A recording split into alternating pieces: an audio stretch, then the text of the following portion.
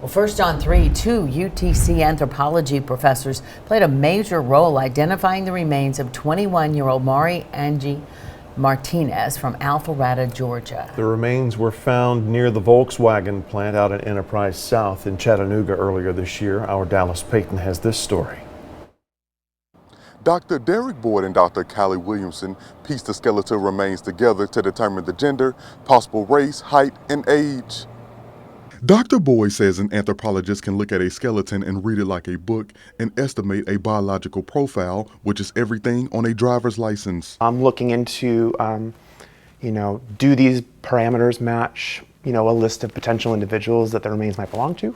And then we also, or I in particular, also is involved in analyzing the remains for evidence of any kind of trauma or pathology that could also be helpful. Dr. Boyd says Mari Angie Martinez's case was straightforward, as it only took a couple of months to come up with the report. The report outlined that from the skeletal remains, it was a female aging from range 15 to 24, white ethnicity, stature of 60.3 to 66.6, and no signs of blunt force trauma. He explains that identifying the gender can be difficult because you can't look at the remains and immediately tell if it's male or female, but there are a few signs. We can look at the pelvis and say, okay, do we see evidence of, the ability to have children? We can look at various bumps and knobs on the skull. Anyone can kind of feel their own forehead or the back of their head or behind their ears.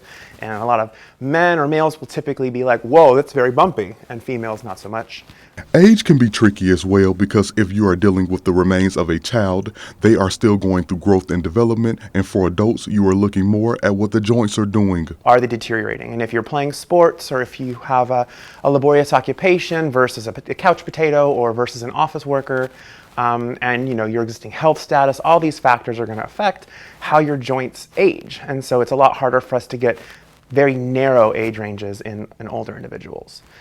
Dr. Boyd says he's thankful that he, Dr. Williamson, and some undergraduate UTC students got the opportunity to help out with the case and help ease the family's mind. Unfortunately, I think from, as anthropologists, we get a little nervous with the word closure, because we know that someone passing, you never heal from that. You never close from that. But what we can do is kind of help them on their journey to accepting their new reality. For Local 3 News, I'm Dallas Payton.